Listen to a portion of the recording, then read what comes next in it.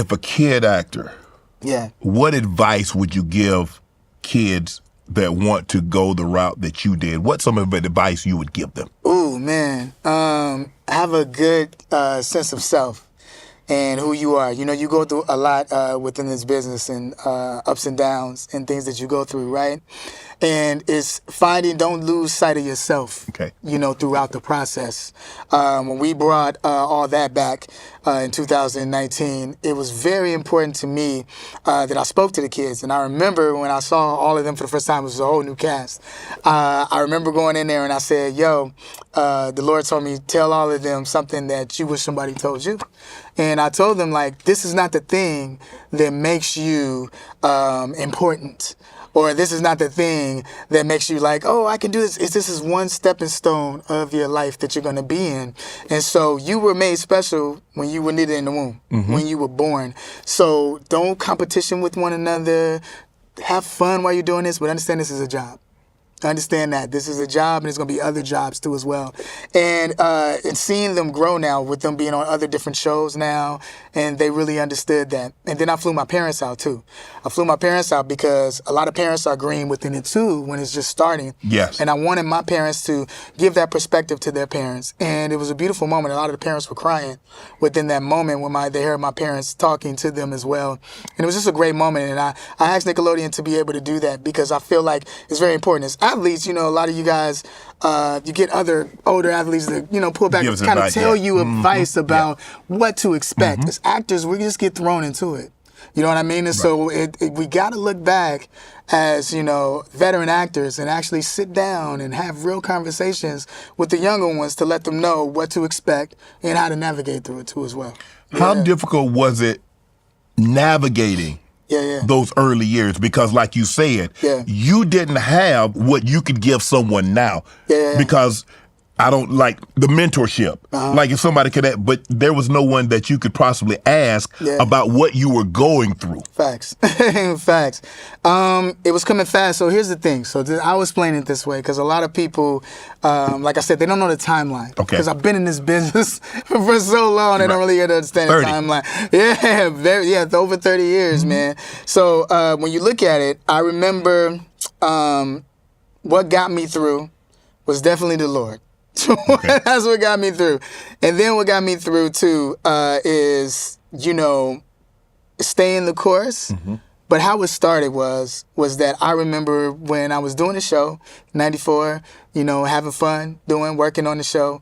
But then around like when we started to come to LA, right? When we started to come to LA and we did the show, I want to say that was 98, I believe. So I had to be like 19 or 20 years old, like not 19 years old.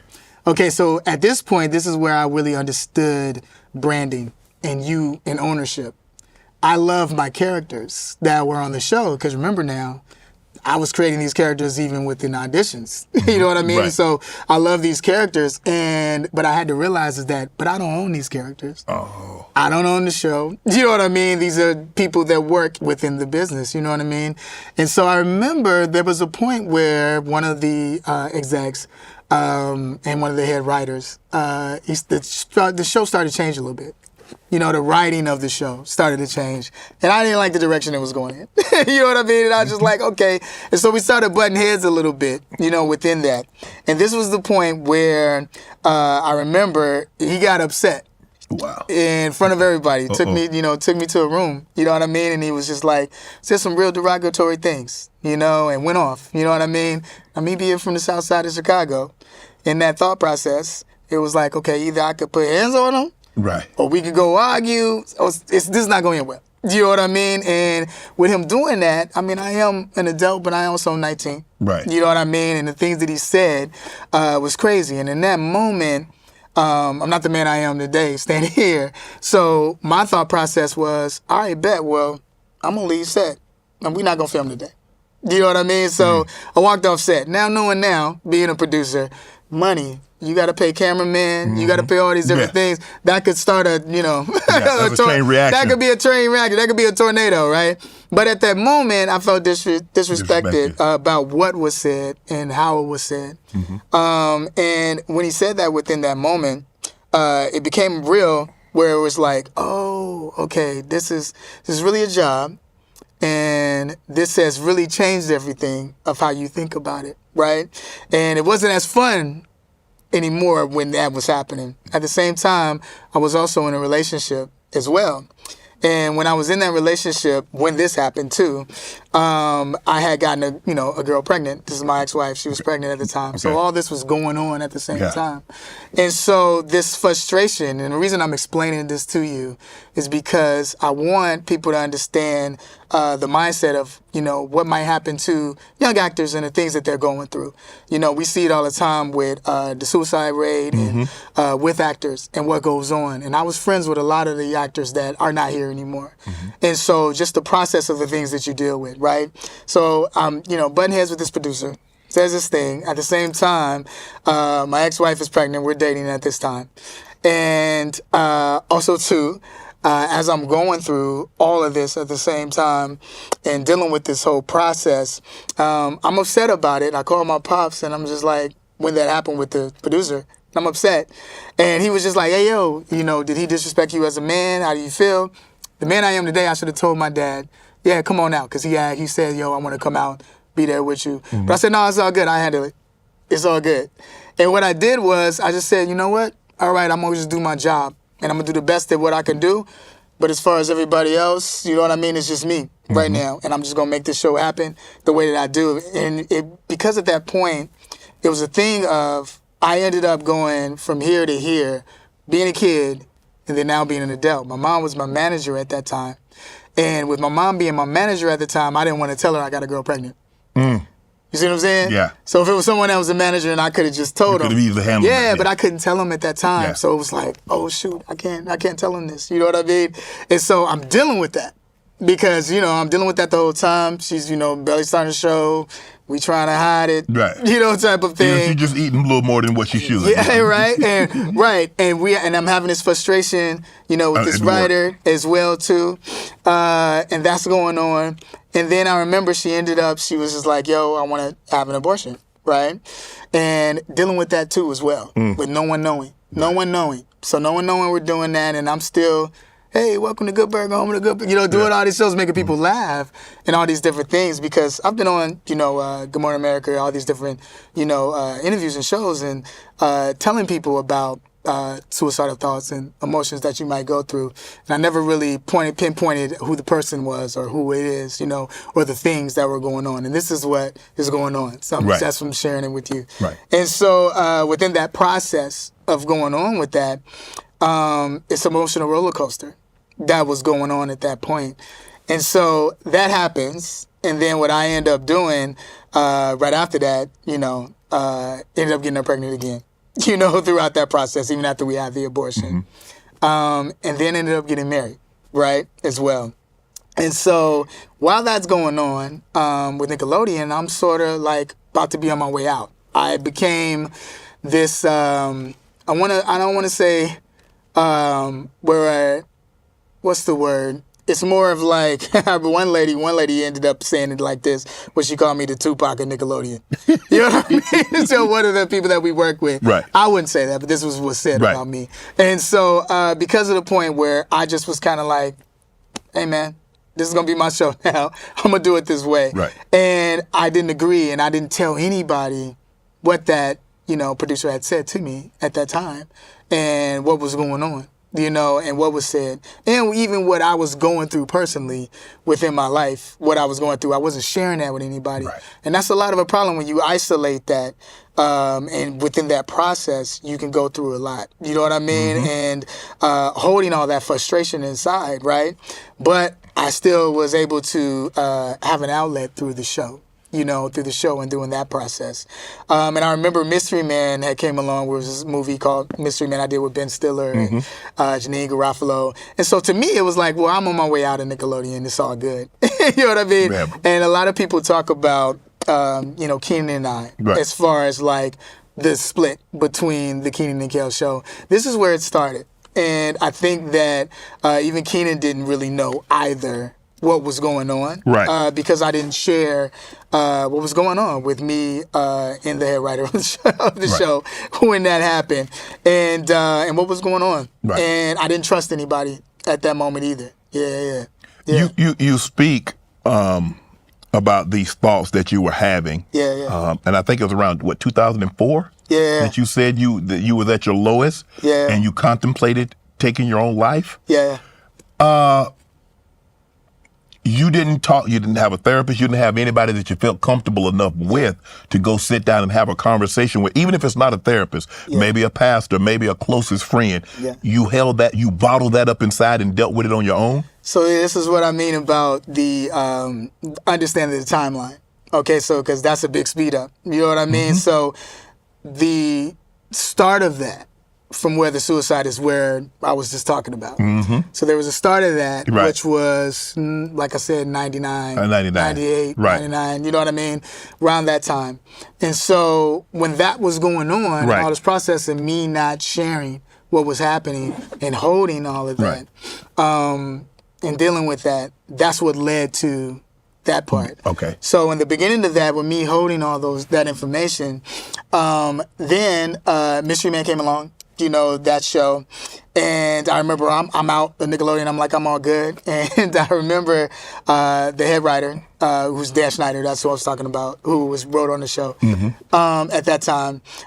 He was also doing a movie. I believe it was Liar Liar. With Jim Carrey. With Amanda. Not Liar Liar. It was... oh man, I'm trying to remember the name of it. It wasn't Liar Liar, but it was Amanda Bynes was supposed to was in the movie. Yes. Yeah, and it was about a kid that lies and all this stuff like that. But they wanted me to actually be in that movie at first, you know, and I was like, yo, we should put Keenan in it. That would be dope to put Keenan in it, and we both do that because we had a 3-picture deal at Paramount when we were doing that. But they decided that you know, they didn't do the other movies. We just did Good Burger. But I was doing Mystery Man, so they were like, yo, you should be on that. And I was like, oh yeah, but let's put Keenan in. They were like, nah, I think this should just be with you. And I'm like, no, but I feel like, you know, we got the show, let's do it.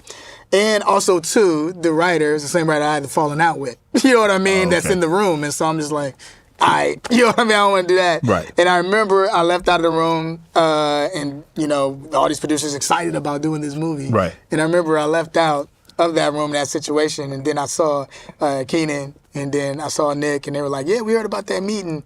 They just started laughing. Right. And for me, I felt like, yo, y'all was in there fighting for you. You know what I mean? And that kind of hurt at that moment. Thing about me was that relationship is very important, and you need to let people know how you feel. At that time, really wasn't doing that. Right. There was a trust thing. You know what I mean? I had already been through death, you know, within my family in Chicago, and all these things were going on. At this point, both of my uncles was murdered.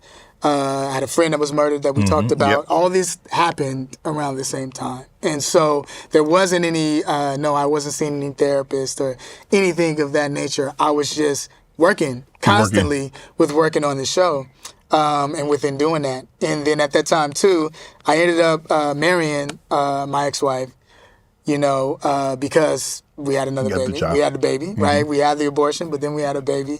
And she ended up telling me that the baby that was aborted wasn't mine. And so within that process, you are immedially married within a lie already. Yeah. You know what I'm saying? So the marriage was never the same after that, was it? No, it was. This is at the beginning. You know what I'm saying? This is right at the beginning.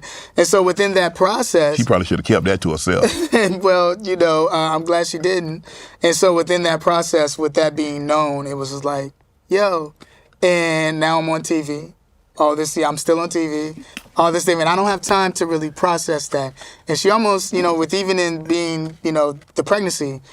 She almost died within the pregnancy, so that was a hard time too. Right. And I remember some of the writers coming to the set, to the hospital, and they were like bringing presents, and I'm thinking like, oh yeah, cool, thank you. And then they were like, yo, when can you be back on set?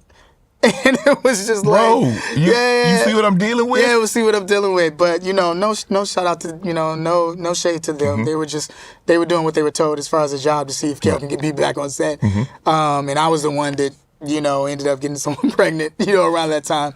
But I'm just setting up so you understand what was really going on when we get to 2004. You know what I mean? Yes. In that process. So, and now knowing that this, you know, the kid is mine, and then now leaving the show, you know, on Nickelodeon. And then I had Mystery Man, this big show, and I'm thinking like, oh yeah, that's gonna be it. You know what I mean? And learning within that process too, where it was like, hey, well, no, I don't want to renew on all that Kenan and Kel. I'm good. You know what I'm saying? And I already know what's going on as far as what's happening within this realm of what's going on with the show behind the scenes and what's going on with me. And I was just like, yo, I'm ready to leave anyway. And then Mystery Man didn't do as well as we thought it was going to. You know what I mean? As we thought it was going to do within that process. And then just navigating through that, now being a father. And here's the thing about it is that the reason I didn't have anybody relate to, because I was the first one out of the entire cast to be married, to have a house, you know, have kids. And Kenan, Nick, none of them could relate to that. They were still being kids. And also, too, there was this process of, I got it all together. I already know what I'm doing. Do you know what I mean? And that's what I was doing. You know what I mean? To me, it was like, I can handle this. I can handle this. No. You couldn't. No, you can't handle this within the Star Park because you're really going through something that is really deep, and you need to let people know and let people know how you feel and let people know what's on your heart, what's really going on. But I kept it in and was like, I can handle this. Yeah. You mentioned a lot of some of the kids, actors and actresses that you were around. Life had gotten so overbearing that they didn't feel they could go on. Yeah. You mentioned Amanda Bynes, and you see her in conservatorship, and you see her dealing with her issues. How difficult is that for you, knowing what you went through and seeing her go through something very similar? It's deep. I mean, when I was at the Sun Hotel in Canada, where I was going to end my life at that moment, on the other side of a balcony, Amanda was there. Amanda was shooting a show, a movie where she played a guy, that movie. And Kenan was in town too as well. We hadn't talked in a while. He was doing Snakes on a Plane. Okay. And no one knew that I was going through with my ex. You know, we had very toxic relationship. You know what I mean? As you can imagine from the start of it all. You know what I mean? It's hard to reveal something after a lie. Yeah, bro. If it was founded on a lie, it's going to fall eventually. Yeah, exactly. And it went from bad to worse, you know, with the things that were being revealed, you know. And it was a lot, you know. It was other times. She had gotten pregnant, other things, and it just got to a point. She had gotten pregnant again? Yeah. While y'all were together? Yeah. And it wasn't you? No, it wasn't me. Ah, come on, Cal. It wasn't me. It wasn't. And you stuck around? Yeah, I stuck around. But here's the thing. These were things that were being revealed. You know. She telling you this? No. How do you find this out? I want to know how you found this out. You read a letter. You got to it through the phone. Yeah. Okay. All right. So how that one went? There was a thing where we weren't having sex anymore. And we weren't doing anything anymore. Because you weren't having sex. Clearly she was. Yeah, it's just because of I knew what was going on. Right. And I was like, yo, what is even happening? You're not coming home. You're not doing all these different things. And y'all mad you not coming home. Yeah. But then this was, you know, back then. Yeah. We praying for her now. It's all good. Yeah. But this is what the process of what I was going through. Oh, right? yeah. And so now as this is going on, there was a time, get some more soda. Now I need something stronger than soda, Cal. You telling me that right here. Go ahead, brother. I mean, you had one, you aborted that, but that wasn't yours. She told you didn't know you had one of your own, and Yeah, well, yeah. There was a situation where there was a guy, you know, and I had a feeling, you know what I mean, that she was Did you know him? Talking to somebody. It was one of her friends that used to come over, right? And, you know, I was working a lot, you know what I mean? So it was one of those situations. And so I was dropping off the kids, you know, and, you know, didn't go to work, and you know how I go. And so one day I decided where I was like, yeah, I'm going to take the car and just kind of like go searching where she might be, because she ain't come home. And so I got in the whip, went driving around, saw her whip, looked different, you know, and I saw it, and I said at the hotel, I was like, yo, okay, this is a car at the hotel. I go to the lobby, you know what I mean, to go walk into the lobby. Turns out dude just come walking down the lobby about to go to the car, you know, my car, and then she was driving, you know what I mean? And I'm like, oh, okay, what's up? Take me upstairs. Let's go to the elevator, let's go together. You know what I mean? And he's like, oh, okay, cool. You know what I mean? And we go up, we don't need to fight, let's go. Yeah. Because I already know what it is. Right. So we go up, of course she's surprised, oh, you know, within the room. And, you know, we walk in, you know, I walk in there and I'm just like, hey, okay, so this is what's going on. Okay, cool. You know what I mean? All right, and this is what you're doing? Okay, so, and I walk out, because I'm like, I'm not about to fight over someone that... she already made a decision. Yeah, you made your decision. You already we'd have been through it. Did she like come out and let me explain? Yeah. What did that explain? Offer without explanation. Explain. I'll go to the car. After I went to the car, then there was this... I was like, yo, I need to go back. And I went back because now I was like, well, I felt disrespected, so now I need to go do something. I'm going back, so then I'm going back up there. Cops came. Everybody came up at that point. And I remember this cop told me, he said, hey, yo, I seen this type of woman, this situation.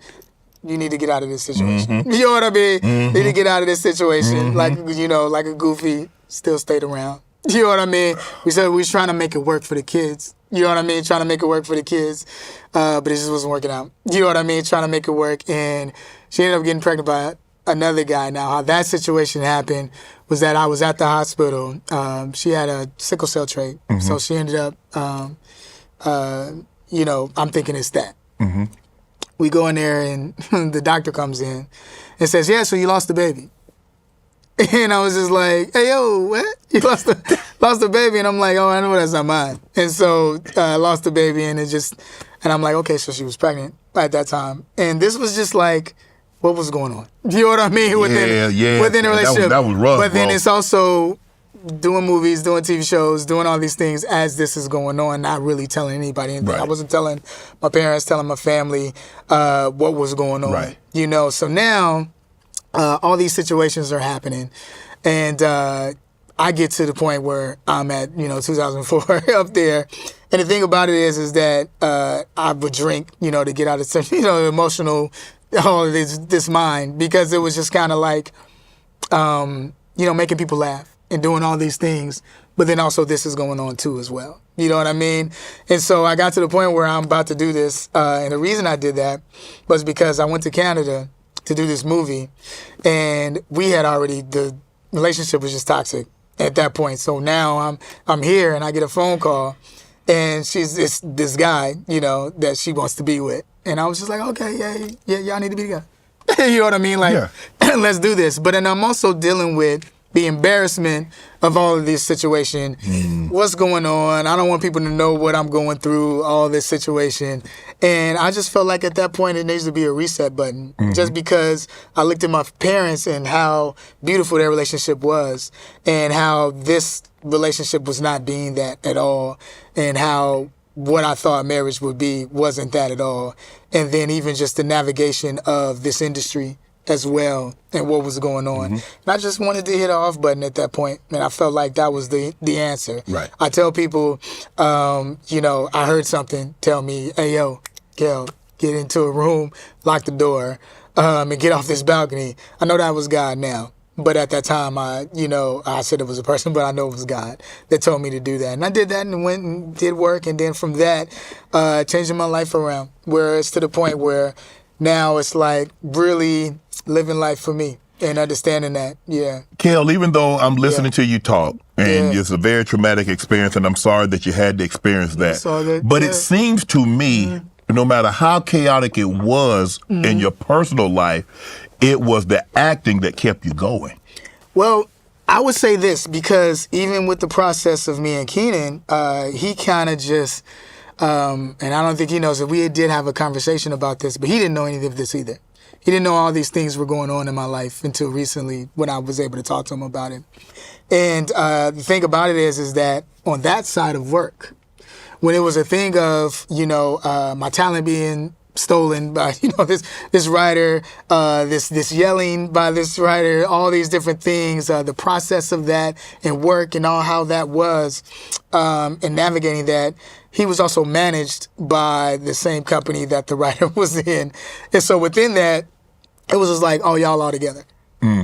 So I couldn't trust anybody. And where I was from, with having people, die within my life that were in Chicago. I'm going through turmoil in a toxic relationship.